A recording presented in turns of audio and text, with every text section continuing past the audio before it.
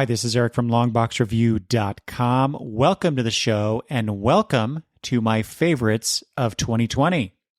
Yes, indeed, it is that time of year again. Although today, as I record this, it is Pi Day 2021, March 14th. So 2.5 months into the new year and I'm doing my favorites of 2020.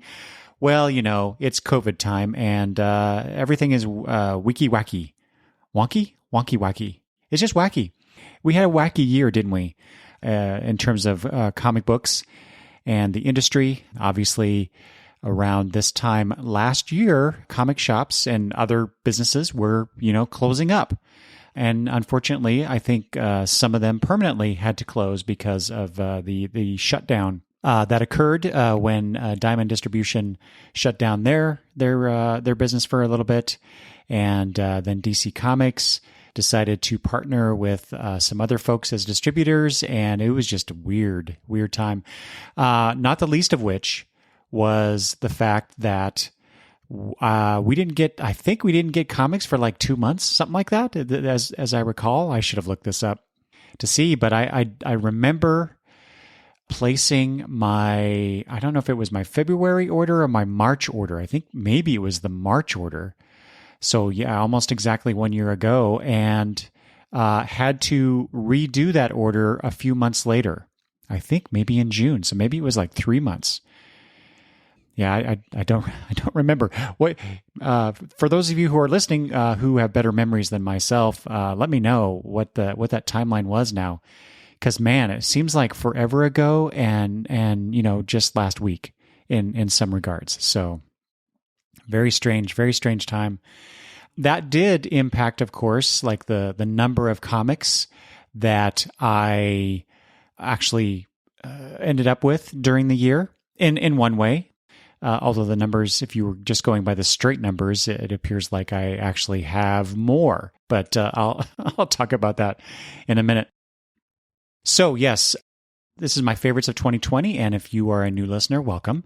But this is where I talk about my favorite comic books that I read that came out in 2020 or that I read in 2020, because some of these came out before 2020, but I encountered them, I experienced them in 2020. So I'm counting them because it's my show. And that's how I like to roll. And I don't do the typical favorite writer, favorite artist, favorite title, favorite miniseries, all that kind of stuff. I just talk about my favorite books. And so I'll get started with that in just a minute after some numbers, because I like to talk about numbers occasionally on the show, even though I'm terrible at math. So anyway, 2020, what did I end up with in terms of like the number of comics and those various stats? So this is what I got. And this took me a while. This is partly why this episode is a bit later, because I discovered early on when I started making my list and checking it more than twice, because there was some glitch in my comic book database program that was not recording certain data correctly. And that really irritated me. So normally I enter my comic books as I buy them, or shortly after I receive them, I should say, and put them into this database. And then at the beginning of the following year, I will go in or I will export that data for the books that are indicated by their publication date, and or at least the date that I put them in, that I entered them in. Anyway, so I found out that what was happening, the date stamp for when I entered those comics was way off in some cases. So I actually had to go back, and this is why that's why I keep everything. I mean, I keep all my comics in boxes. Well, I also keep all of my order forms, like the not order forms, I don't know what they call it. Just a piece of paper that comes with my comic order that lists all of the comics. Whatever they call it. It's that name is escaping me at the moment. Anyway, so I save all those, fortunately, and so I had to go back through all of those. And it's mostly, it was pretty easy. It just took a while because I do most of my comic book shopping purchasing, I should say, from DCBS, Discount Comic Book Service. I also bought a bunch of trades from its sister company, In Stock Trades. And then I also bought a ton of digital comics in 2020. So anyway, once I got all that stuff figured out from my database, I had to go through and cross-reference all of the order, not order sheets, but the other things that I was talking about. And if I were actually in my house right now as I record this, I could easily just look at them and tell you exactly what they're called. But I'm in an undisclosed location quarantining at the moment in anticipation of going to spend a few weeks with my daughter and her family so that I can see my grandson in person for the first time since he was born in December. So I'm here, I'm by myself, and I don't have all of my stuff surrounding me so I could check these kind of things. But you don't care about that. Anyway. Like I said, I had to cross-reference this stuff. That took a little while, but finally I got the numbers, and here they are. So in 2020, I bought a total of 540 comic books. And by that, I mean single issues and trades or graphic novels, and in this case, digital comics. I think for the first time, I am including, yes, this is the first year that I'm including my digital comics purchases in the total count. So out of the 540 comics, 299 were print and 241, almost 50%, were digital. So that was very interesting. I mean, I knew I bought a bunch of digital books this year, but I didn't realize it was that many.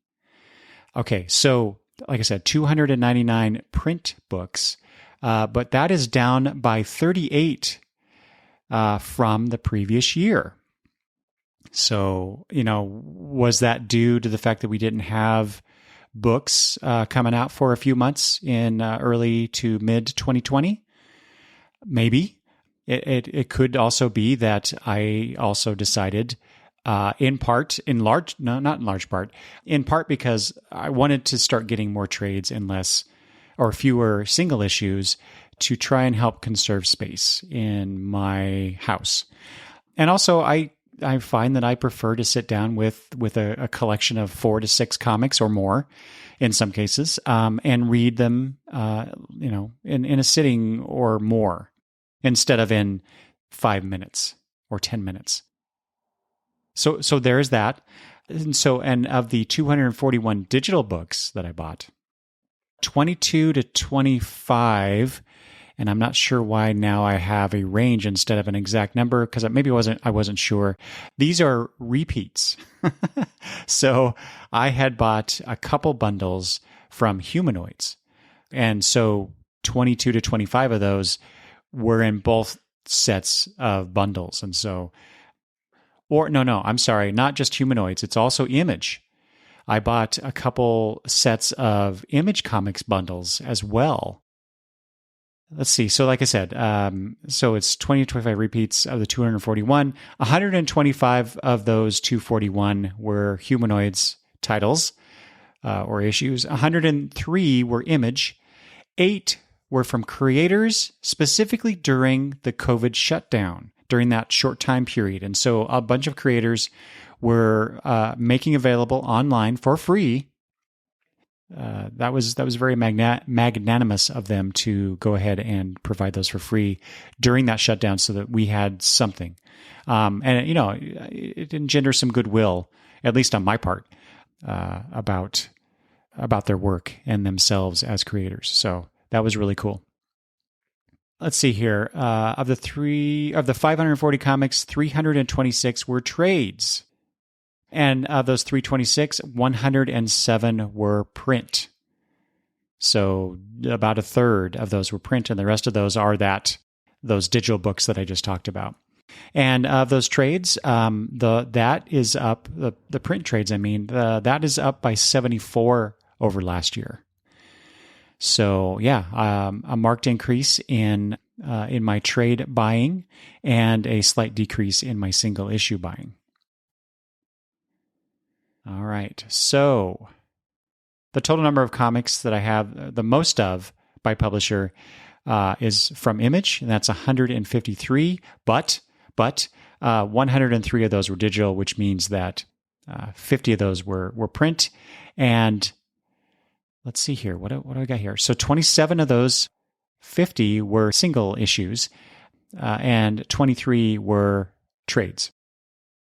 It gets Image gets the top spot based on the total number of, but in terms of print books, that top spot goes to DC Comics, and I have 135 books from DC Comics. 112 of those were single issues, and 23. Oh, that's interesting. 23 trades, the same number as Image. Humanoids comes in third for total with 127. I have two print books of theirs and 125 digital. Let's see. Next by total is Marvel Comics with 41, and 18 of those were single issues and 23 were another 23. How bizarre. 23 is the magic number this year, I guess, or last year. 23 trades from them. And then next up is Boom Studios. Boom coming in for fifth spot. So Boom, interesting. 25 total. 7 of those were single issues and 18 trades. So that's a big, almost as much as the other bigger publishers. So Boom is definitely making an impression upon me. And then finally in this list, Aftershock with 17. And those are 15 single issues and 2 trades. So that is the Long Box Review 2020 by the numbers. All right, so shall we begin here? I'm going to start with DC Comics. These are my favorite comics put out by DC Comics. And first up is, I believe this may have been on my list last year. I can't remember now. I probably should have looked that up. But Hawkman. Hawkman had issues 19 through 29 come out, and this is a series that ended with issue 29. And I'll just say that's a travesty. It should have continued, especially the way that they set things up at the end. Oh, so ripe for great. A lot more great stories. So I really wish DC hadn't canceled that book. Anyway, so over the course of those 19 to 29 issues, this was done by Venditti, Olaf, Passerin, Takara, Castiello, Palmer, Albert, Mickey, Von Grabiger, Skipper, Cox, Starkings, and Lee. And I'm just going to name the last names of all the creators for all these books because there's so many names, because I'm covering a year's worth of stuff in some cases, or close to a year. Anyway, I was very sad to see this book end, but what an ending. And then when Passerin came in on pencils, oh boy, spectacular art. I really enjoyed Passerin's work on this. So along with the inkers and the colorists involved, so good. And of course, Venditti's overall story from issue 1 has been fantastic. This is going to be one of my favorite series, I think, for a long time. And so highlights of this series, issue 19. Not the first time. I don't think that was the first time Hawkwoman shows up. I think maybe she showed up in the last issue, the previous issue 18. Anyway, but in issue 19, she shows, she's really the stronger and smarter of the two between herself and Hawkman. And as much as I love Hawkman, especially this run, I now want Venditti and Passerin to do a Hawkwoman series. And Hawkman can, he can be a guest star. But oh my God, that was wonderfully drawn. The character of Hawkwoman, wonderfully drawn by Passerin, and just I love the characterization so much. Speaking of Passerin, this is when Fernando Passerin starts on the series, issue 20. We also get the Adam guest starring, Adam Strange guest starring, and we see a giant Hawkman. I think he's referred to as Paladin in the story. So we get to see a giant Hawk. It's so awesome. Issue 22, Hawkwoman has her aha moment when she sees all of her past lives, just like Carter did in the first few issues of the series. And this is partly why I say this is why we need an ongoing Hawk series. So Hawkwoman, Hawkman, whatever. So many cool stories across time and space that could be told. Just like we got in issue 23, which was a set in the past tale with Carter Hall, although whatever name he was going by back then. So then during the bubonic plague, he's going around as a plague doctor, and just so many things like that, and could be set on different planets. We found out, earlier in the series that there was a Hawkman-like character on Krypton. Just so much opportunity here. And then the final issues, 26 through 29. Spoilers if you haven't read it. The Hawks save the universe and are rewarded with one last lifetime together. And so the way it's depicted, they appear to go to, quote unquote heaven. But the power that be senses that they don't want to move on to that next life in heaven, I guess. And so that power grants them one last lifetime together, and they get to choose which lifetime they want to experience again together. And they choose to relive their time with the Justice Society of America, which, I could be wrong about this, was the real first appearance of the Justice Society in since DC Rebirth. We've had, obviously the Golden Age Flash appear in the DC Rebirth special, and then I think there's been some other appearances. But to me, this, again, I may be wrong. I may be wrong about this because I don't read every DC comic. But this was the first real substantial appearance of the Justice Society, the classic Justice Society of America. So that was so cool. Anytime I get to see Alan Scott Green Lantern in his heyday, I love it. Anyway, but little twist here this time. Instead of just them, they could have just ended it there and all those stories with Hawkman and Hawkwoman in the JSA, yeah, those happen, and that's their reward. But no, it goes on a little bit because they remember everything that's happened to them. And while they see each other as they appear in their, modern incarnations, the JSA and everybody else around them see them as their past lives. So yeah, it's a weird little hiccup there, but it's cool that they remember everything. And then the very end, the very last issue, life went on. They had their life together, but hey, they've actually survived into the 40th century, which I thought was so cool. So, it's not just that they relive their lives and maybe into the 60s, 70s.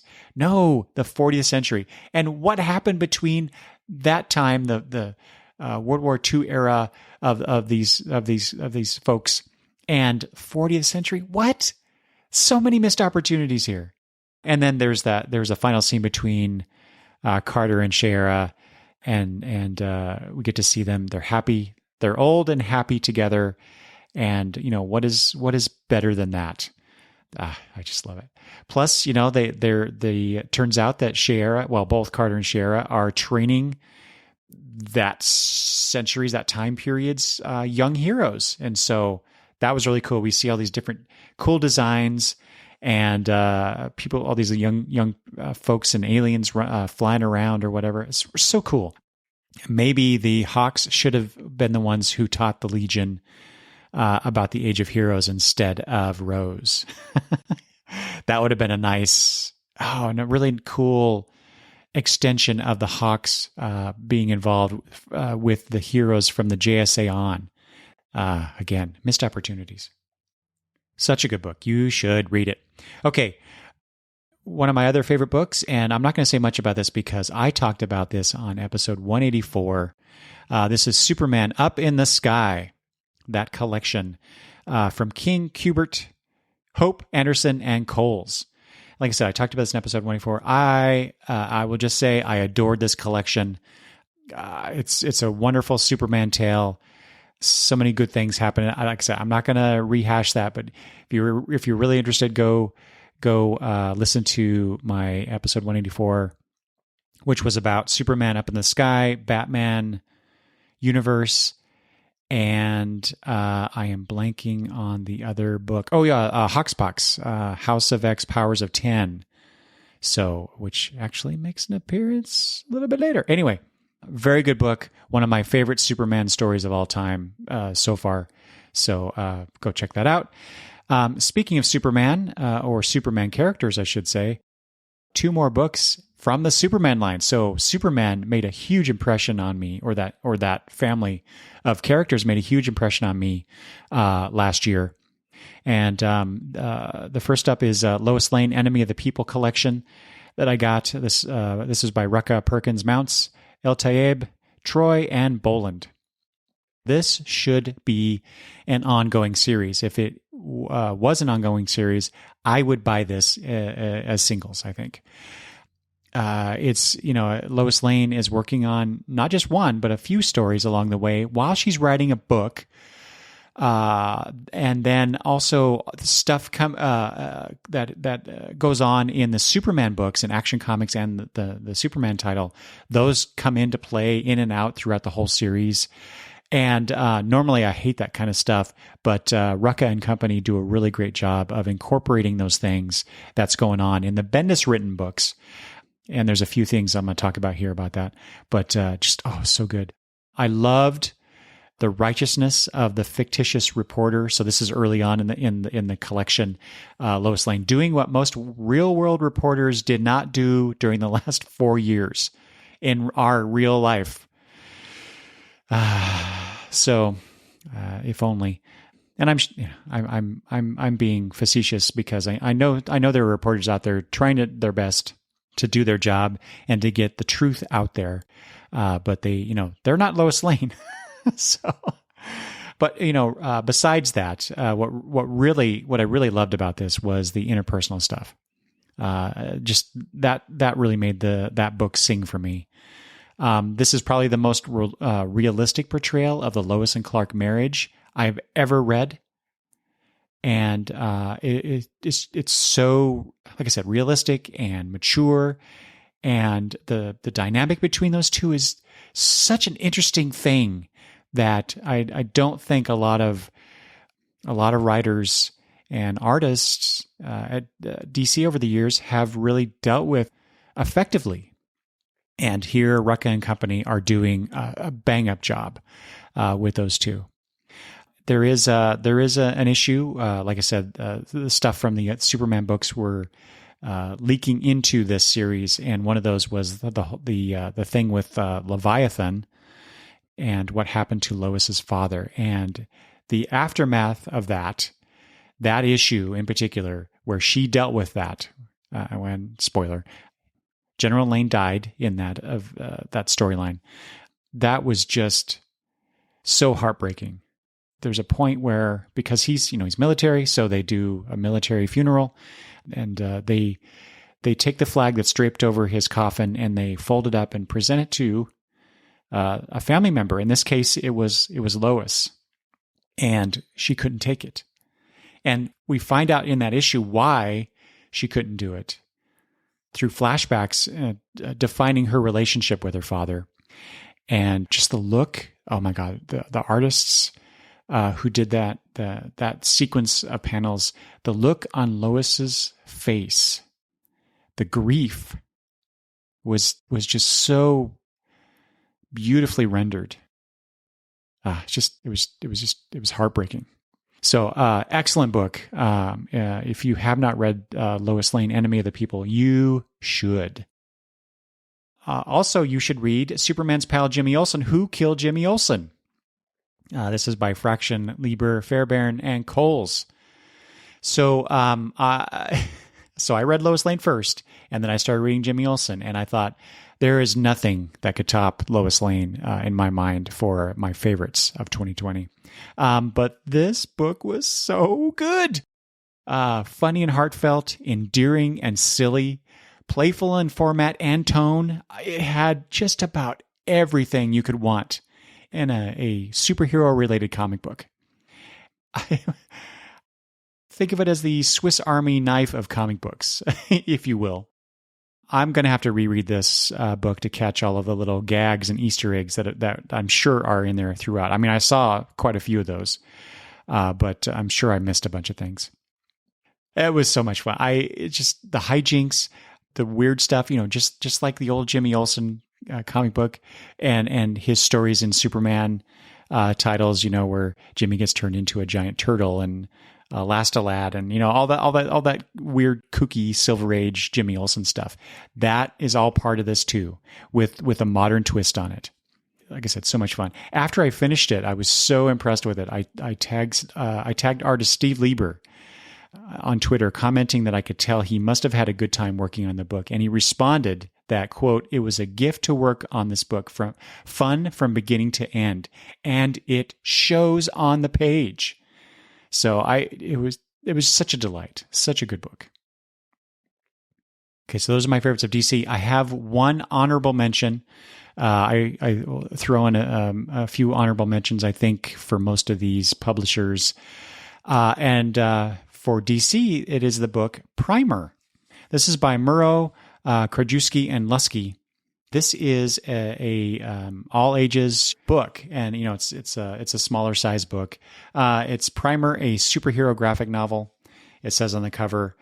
And so what is this about? And I'm gonna read some of the blurbs of these books. Because maybe you didn't hear about this, or maybe you saw it and you were like, that's a kid's book. I'm not going to read that. Well, if you did that, you missed out.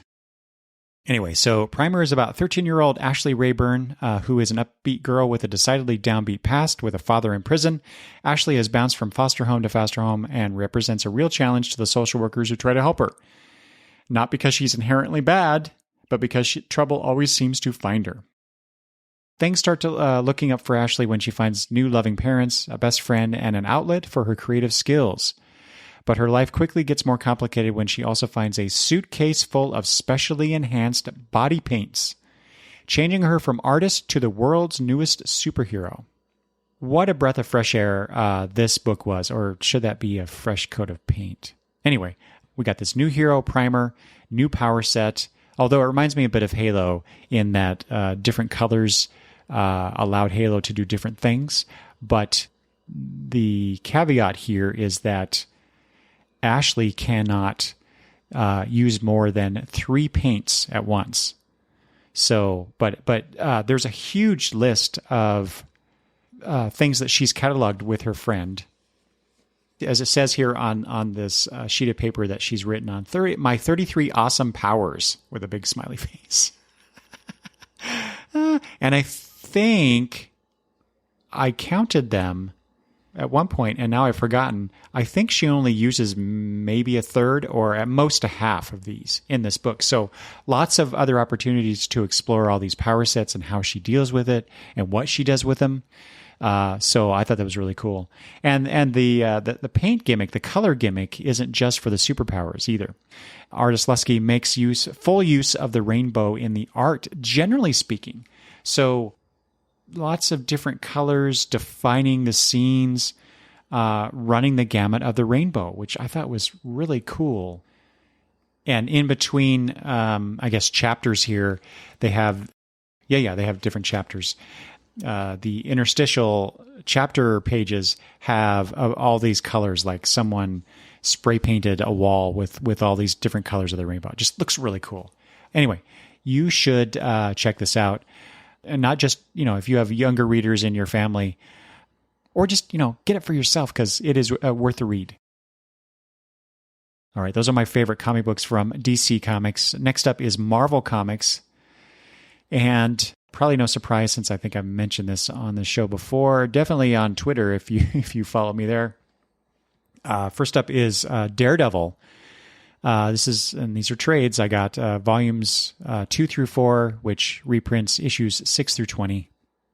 This is by Zdarsky, Fornes, Cicchetto, Sharma, Mobley, Woodard, Leiston, Tartaglia, Belair, Rosenberg, Iacano, and Coles.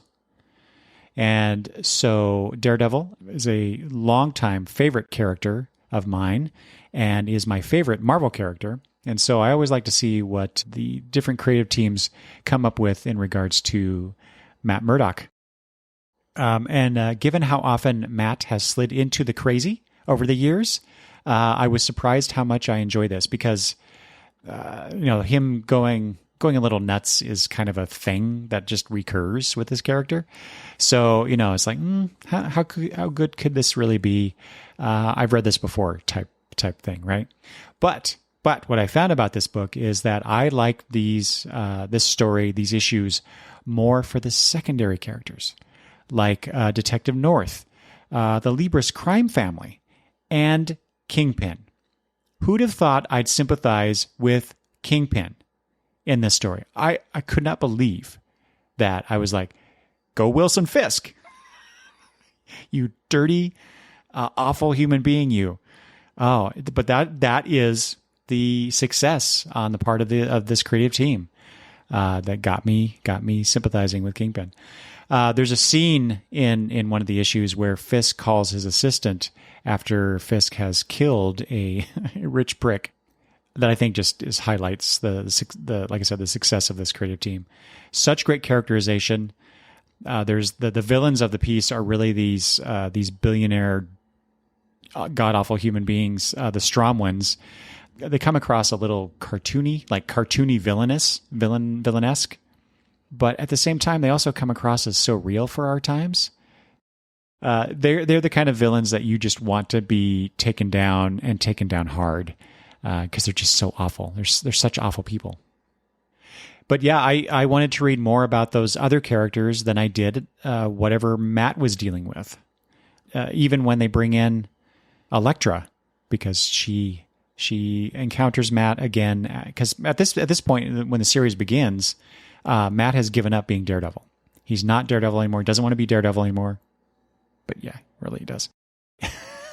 So she becomes his new stick, his trainer. And of course, whenever those two get together, a lot of things happen. Anyway, I really dig this series. Zdarsky is turning out to be quite the wordsmith from the things that I'm reading of his. So it's very cool. Very cool stuff that we got going on in Daredevil right now. Next up is no surprise here. I don't think for the same reason. I think I've talked about this series before, and if you follow me on Twitter, I've also talked about it. This is Immortal Hulk. I got volumes 6 and 7, which covers issues 26 through 35. This is by Ewing, Bennett, Riley, Bergara, Geis, Hawthorne, Jose, Brabo, Deering, Parsons, Smith, Mounts, O'Halloran, Lopez, Morales, Palmer, and Pettit. Lots of different people, in part because there's different scenes they did with different artists instead of having the main artist do stuff. So you got a lot of different folks involved in these various issues. Despite the controversy surrounding the main artist, this book continues to be one of the best Marvel comics that I've read in quite a long while. And again, I don't remember if I've said this before on the show or just on Twitter. Bear with me here. They got me reading a Hulk comic, and the Incredible Hulk is not one of my favorite Marvel characters. Never has been, even though I did enjoy when I was younger the Hulk television series. Anyway, so there is that. But there are so many elements and layers to this book: political, corporate, psychological, supernatural, and superhero. So many wonderful things that Ewing and company are just playing around with. Like I said, they got me interested in the Hulk for the first time ever. Some highlights from this series: Bruce Banner as an activist. Amadeus Cho telling Bruce, quote, "You're an angry middle-class white guy talking about revolution. That doesn't always end so well." Like, yeah, man, you tell him. It's also nice to see Dario Agger, who turns into a Minotaur. I think I first encountered this character from his appearance in the Thor run, the Jason Aaron written Thor stories. He's being further developed here, so to speak. I mean, he's in there. But I will say developed with less nuance, perhaps, than what was shown in Thor. Also, now that I think about it, billionaire capitalists as bad guys seem to be the current zeitgeist, given that what's going on in Daredevil and this book, at least maybe in the Marvel universe anyway. But, deservedly so. But Agar is the perfect antagonist to Bruce/Hulk's political aspirations. And boy, you just have to read it to understand what that's all about. Speaking of angry middle-class white guy, issue 28 was particularly affecting regarding, oh boy, this was probably the best issue in those two collections, regarding the Roxxon security guard and his daughter. I could read all those pages to you because it's so good. That's how much I really like that particular story. It's really frustrating and haunting and moving. What goes on in that? I can't imagine feeling the way this guard felt about his daughter, the way it's described in that issue, and the situation that he feels like he's in and that he encounters during the course of that story to do what he did. It just blows my mind that this guy resorts to his compulsions. Not a great dad, not a great person. Ugh, it was just heartbreaking to read that story. All right, and then honorable mention. I mentioned this before, but this is I'll just say Hickman's X-Men. And that includes House of X, Powers of 10, which that I featured in episode 184. And I've read a couple volumes of the Hickman written X-Men title, and then I also read his New Mutants, the first volume of that. And so the creatives on Hoxpox was Hickman, Silva, Curiel, and Coles. Hickman and you on X-Men, and Hickman and Race on New Mutants. So obviously, well, I don't know if it's obvious. It is to me because I love Hickman. I'm not surprised that I would enjoy a story concept by Hickman. And much like the Hulk, Marvel got me reading X-Men comics. Yay on them. But really, it's because Hickman's writing it, and that plus the artists that he's gotten or were assigned to these books, just make it a lot of fun. I think out of the new X-Men book and the new Mutants book, I think maybe I like the New Mutants one just a little bit better, but I don't know. We'll see. I'm waiting for another volume of that to come out. It's been curious how slow Marvel has been at releasing the ongoing series relating to X-Men. So I don't know what their strategy is, but it's kind of irritating that they're not getting more stuff out to me. Damn you, Marvel. Okay. Next up is Image Comics. And I have a couple books here. First up is Decorum. This issues 1 through 5. This is by Hickman again. Huddleston, Wooten, and Head. If you're not familiar with this book, the tagline is, "There are many assassins in the known universe.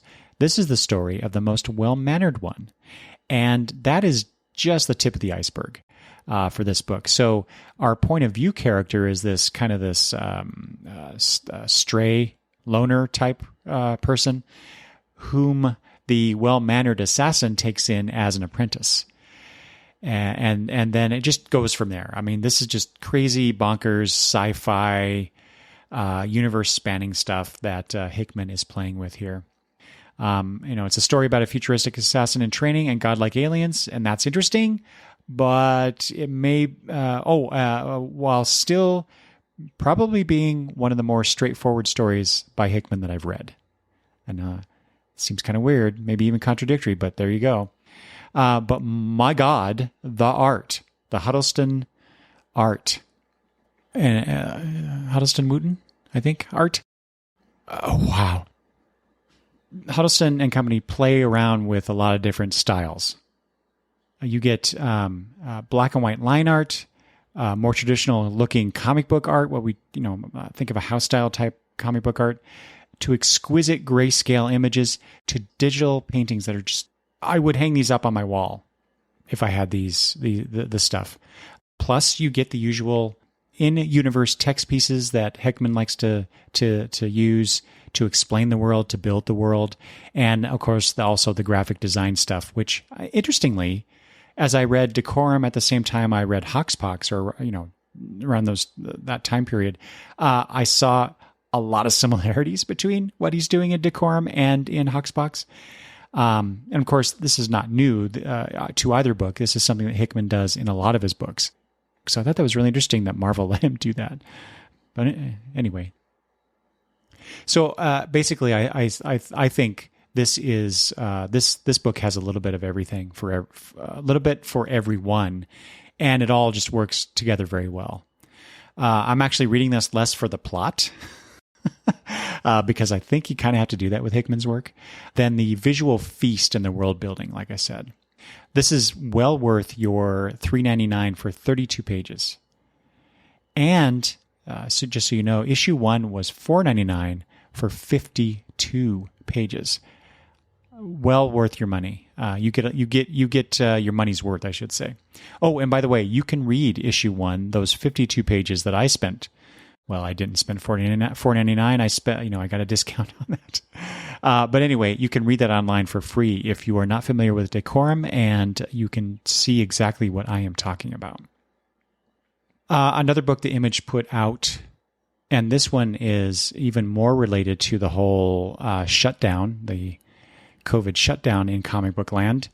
This is Ice Cream Man Quarantine Comics with an X. This is by Prince Morazzo O'Halloran. Good old Neon, who did the letters. And then, so those were the main, so this is a one-shot special. Half of it was done by that team, and then the other half was done by a bunch of different folks with their particular vignettes. And so it says here, featuring Shalvey, Ewing, Holden, Camp, Toplin, Bidikar, Cantwell, and Marin. Okay, so what is this? What is Ice Cream Man, the Quarantine Comic Special? These mini comics were made in quarantine. They originally appeared on QuarantineComics with an X.com, where they were released weekly during the early days of the coronavirus pandemic. They're collected here for you now in a floppy comic book, because floppy comic books are the best. Please wash your hands thoroughly after reading. Also, 50% of the proceeds of the first printing of this issue will be donated to BINC to aid struggling comic book shops. So I've read the first volume of Ice Cream Man and was delighted and surprised by it that I have now bought all of the other trade collections of the book. I haven't read them, but I've ordered them just on the strength of that first trade alone. And then I read this Quarantine Comics special. And oh my God, what great stories. There are 6 by the main Ice Cream Man team. Then there are 5 by the other folks. And so I'll just highlight a few of my favorites. In the story True Original, the Ice Cream Man makes an appearance in Eden with Adam and Eve. He's the quote unquote serpent. But it's the ending bit of this, the coda about all the struggles of life. I'm just going to read that to you because I just thought it was delightful. And so anyway, so the Ice Cream Man tempts Eve, and then Eve tempts Adam, just, the usual story. And God casts them out, says, I set out. And so here's the rest of that page, that last page. And so the hand did curse the man and woman with a whole load of unpleasant stuff. Mammograms and prostate exams, long stretches of gray days, nonstop advertisements, carpets that are often vacuumed but never fully clean, bad karma, slow Wi-Fi, the staggering caloric impact and attendant physiological responses of your favorite dessert, and a love that lasts forever. It's one of the things I love about the Ice Cream Man storytelling is that there's some wonderfully twisted moments that are sometimes horrific, sometimes delightful, and sometimes a little on the schmaltzy side. And I'm okay with that. I particularly like that one. So, in the very short vignette, Sarah Kell, a couple have an interesting conversation about their relationship, and we discover that the man whom the story is presented as if we are this man Graham, we find out he's off his meds, which might explain some of the things he's seeing. Maybe. It's funny and sad and dangerous. Because he's off his meds, he's hearing voices. Instead of seeing his wife, his estranged wife's face, he sees this skull with his voice telling him to basically kill. Anyway, very, very good little piece. And then finally, one of the other, so 3 of the 6 here.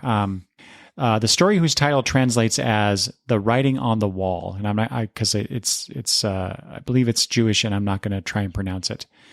But it has a young girl during quarantine, and she's drawing on her apartment window as she looks out. And what we hear, the dialogue that we hear, is the parents in the room with her over the course of time. And so, for example, she sees this woman waiting for a bus. And towards the end of the story, what she does, so this is after the quarantine hits and things are basically shut down, buses aren't running, emergency services aren't coming in a timely manner. Anyway, so she sees this woman and she draws another, like a stick figure next to her. So the perspective is so that you see like these 2 figures standing next to each other, and the stick figures consoling this woman who's by herself. There's a bunch of other things that she's drawing on the wall. Like I said, the emergency services aren't coming because this little girl sees this car wreck, and the car stays there for days, and eventually she draws a little angel floating up from the car. So it's so affecting. And like I said, the parents are having this conversation. It goes from this is a hoax. It's not, it's just like, it's no worse than the flu. Just, all that crap that we heard at the beginning of the pandemic to the very sad situation where one of the parents, his father, I think, so her grandfather got COVID and is going to die. And so yeah, just a very affecting story. In fact, it's probably a good metaphor for what these artists are doing with this collection, trying to make sense of everything in this unusual time, or at that time, with a bit of supernatural ice cream man panache thrown in. So, really, really good stuff in the Ice Cream Man Comics special. I don't have a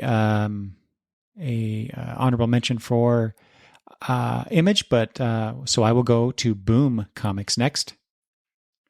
All right, so my favorite book from Boom Comics is Giant Days. So I read volumes 2 through 5 during 2020, which covers issues 5 through 16. This is by Allison Tremaine, Saren Fleming, Koger, and Campbell. Like I said before, this is not new in 2020. I mean, they weren't published in 2020, but I encountered them in 2020. So they are on the list because this series is so consistently good. Basically, this book is about, in a very small nutshell, Susan, Esther, and Daisy, along with friends Ed and McGraw, are university students at Sheffield, and we follow their adventures as they navigate school, relationships, and other shenanigans. I read most of those volumes digitally when I had access to the Graphite Comics app, which thanks to Matt, if you're listening, Matt, for mentioning that app to me way back when. And so you could read a bunch of things for free on that app. But at some point, the Graphite Comics folks took the Giant Days comics out of the free area, I guess, and so I had to start paying if I wanted to read them, which I didn't want to do because I fell in love with the book and decided it's so good that I had to have the paper copies. I had to have the volumes in my grubby little hands, and so I kind of went on a crazy binge and found all the copies I could. I had to end up buying some from In Stock Trades and some from Amazon. from volumes 2 through 13, and then I pre-ordered volume 14 because it was around that time. I had read volume 1 years ago and loved it. It's just something that I was always going to get back to buying and just never did. And then I just, like I said, I found that it was on that Graphite Comics app, and so it's like, oh, I'll just read these. But then, like I said, I fell in love with it. This series literally brings me joy every time I read it. The humor, the characters, the relationships, the touch of magical realism, and just the pure imagination, and the little jokes, the little gags that they throw in on the pages. It's great cartooning. I'm flabbergasted at how much I enjoy reading about college age characters. As I'm in just getting into my 50s. So it's that good. You need to read Giant Days if you haven't. I highly recommend, highly recommend you read Giant Days. It's so good.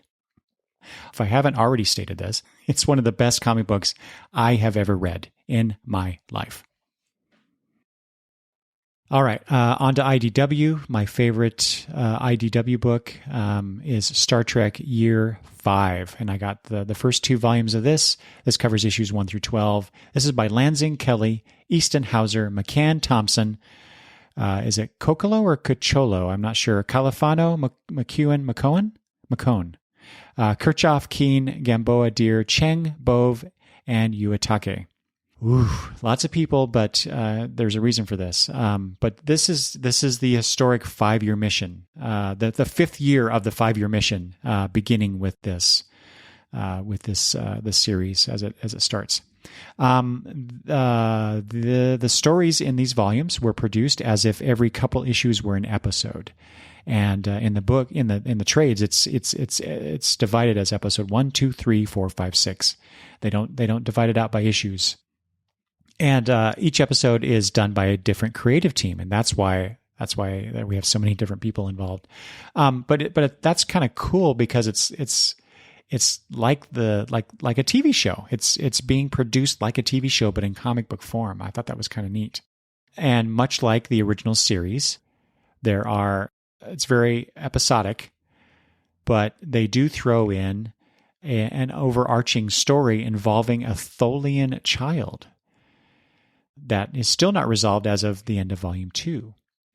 Along the way, we get to see some fan favorites, such as the Iosians from the episode A Piece of the Action. So you get to see what kind of happened to them after the Enterprise left. There's also the Klingons make a brief appearance, looking like they do in the motion picture, and Kirk even makes the comment about why do you look like that, which is quickly glossed over. And finally, Gary Seven makes an appearance again in the series. And he plays a bit of a larger role in the overall story, as we discover in Volume 2. Also, we get to see the animated series crew members Mares and Erix, and Lieutenants Uhura and Sulu get some spotlight. Get the spotlight in stuff that they're doing. Sulu even gets an alien lover at one point. One thing I didn't care for in this is the way that they kind of wrote Chekhov away from as the navigator, I guess, of the ship. Kind of got the shaft in this one story involving that alien lover and that whole plot, which kind of explains how he ends up in security later on. Like in the motion picture, he's the weapons officer on the bridge instead of being the navigator. So anyway, it felt a little too shoehorned. Anyway, a minor nit in this, what is probably the closest comic book adaptation has come to feeling like the original TV series. Not the least for which the artists do a really great job at rendering the actors' likenesses for the most part. I also really love that they included in the collections these travel style poster covers that they did. So basically what I'm trying to say is if you love the original series of Star Trek, then you need to read this. You need to read this book. And I may go more in depth on these issues on a future Center Seat episode. So maybe stay tuned for that. Okay, next up is humanoids. So my almost strictly digital offerings in my total collection for 2020. But what I wanted to spotlight is Marilyn's Monsters by Rodolfi. Okay, so this is what this is about. This is Marilyn Monroe like you've never seen her before. Chasing fame and immortality, a downtrodden Norma Jean Baker runs away to the famously twisted Hollywood, Holy, Hollywood, where dreams become reality. She gives into the powers that be and allows herself to be reinvented into Marilyn, a real movie star. Though Marilyn dances in the limelight, it's not bright enough to purge the demons that crept through Norma's past and lurk in the shadows of her present. Marilyn's Monsters immerses readers through its abstract and evocative art and cinematic storytelling in a beautifully dark world that obscures the line between dreams and nightmares. So, whereas Giant Days' magic, so to speak, is quite positive, there's a very sinister tone to the supernatural, perhaps, elements in this book. As a specific example, there are some photos taken of Norma Jean Baker, nude photos, that are evaluated by a man in the story nicknamed Phantomatic, because when he photographs people, his shots expose the subject's star quality, and this is a direct quote from the book. And then Norma Jean, because of these photos, is chosen by this group called the Founders, one of whom is, whenever he is shown with these bright, glowing eyes. Is this artistic metaphor, or is this, more to it? This is where I get the whole supernatural thing. Anyway, this one of these founders determines that Norma Jean will be a moneymaker for the studio.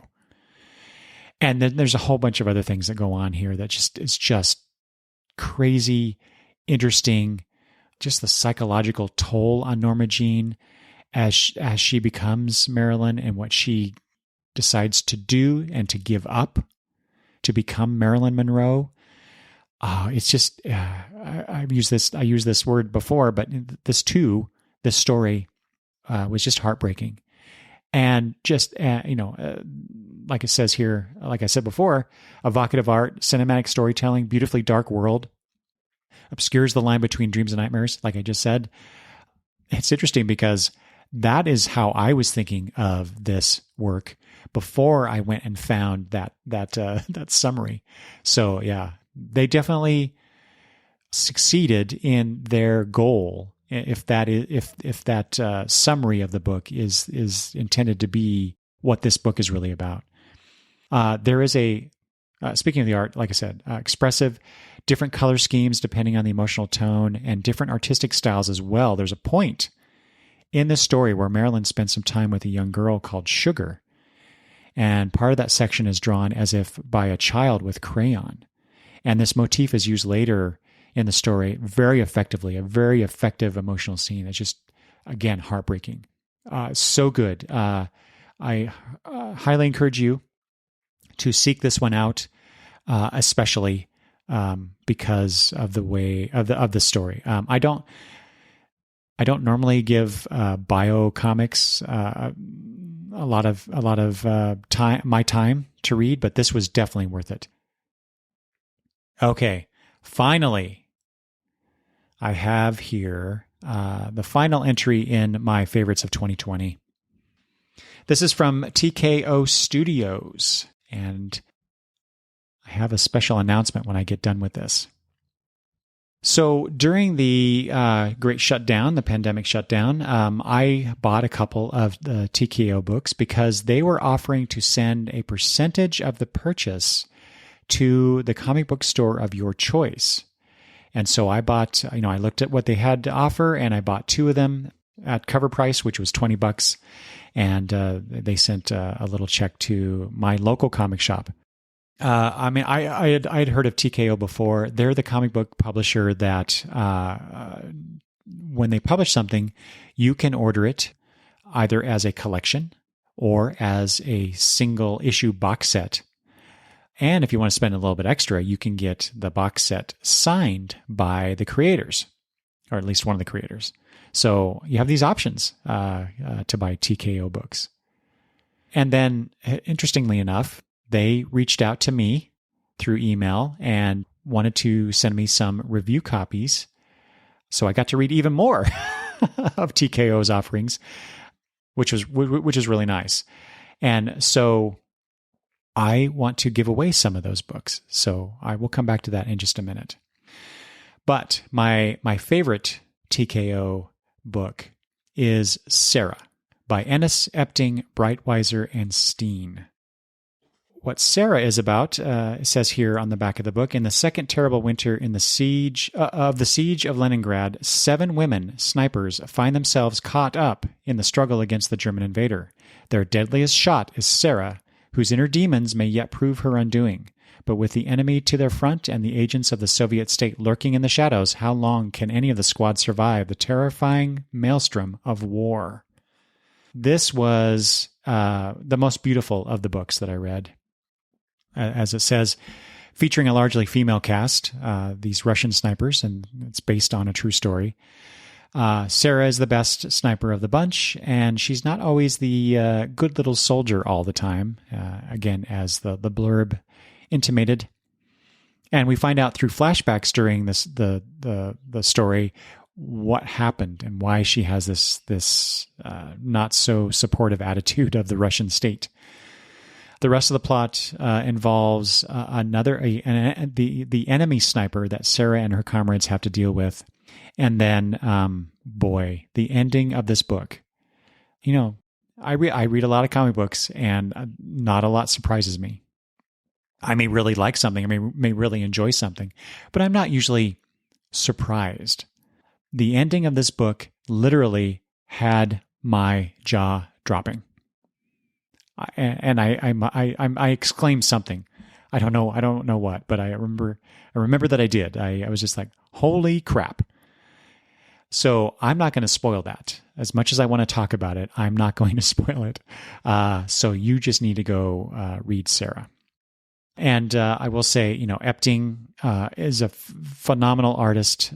He's a great fit for this. Breitweiser does some wonderful coloring, considering that this is winter and the snipers wear white a lot of the time. Lots of great color variations to not just have a bunch of white on white scenes. So very well done. So yeah, that was just a good book, really good book.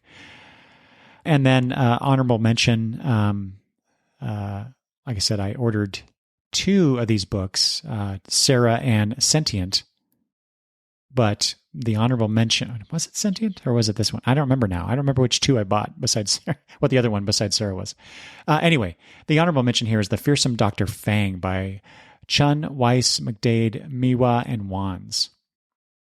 So this is the back of the blurb says, when an occult artifact is stolen by dashing criminal mastermind, the fearsome Dr. Fang, San Francisco cop Nayland Kelly and treasure hunter Alice LaCroix travel to China to recover the item and bring Fang to justice. But when our heroes discover Fang is not a criminal at all, but an undercover agent working to keep the artifact safe, the trio must join forces to stop a true evil from awakening an ancient power.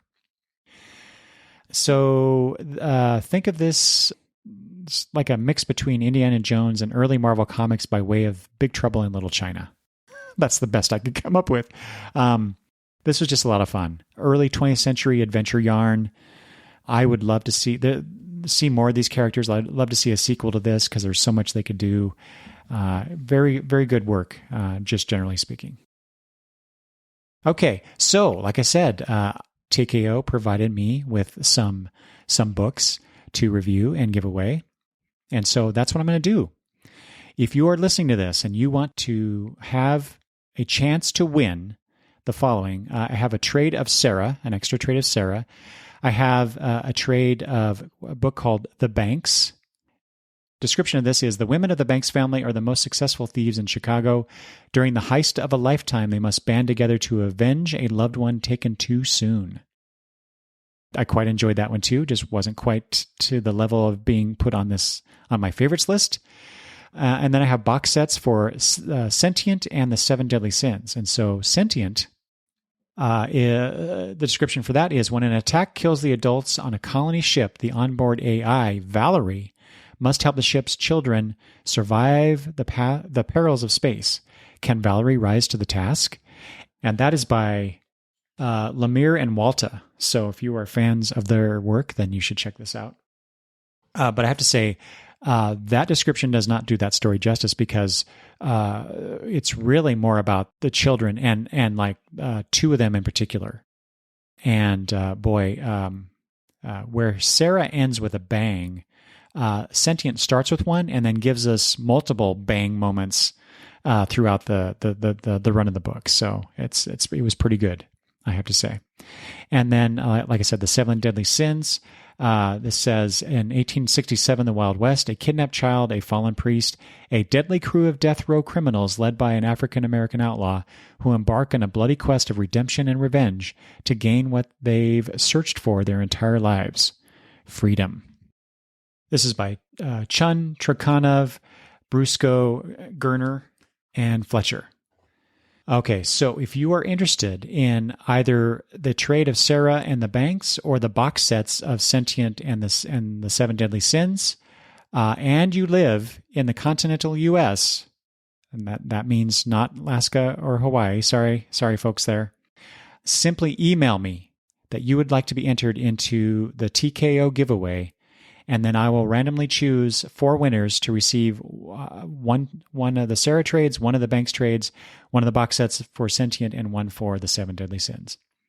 If you have a preference for one of these books, please indicate that as well, so that you're getting the thing that you would like to have the most.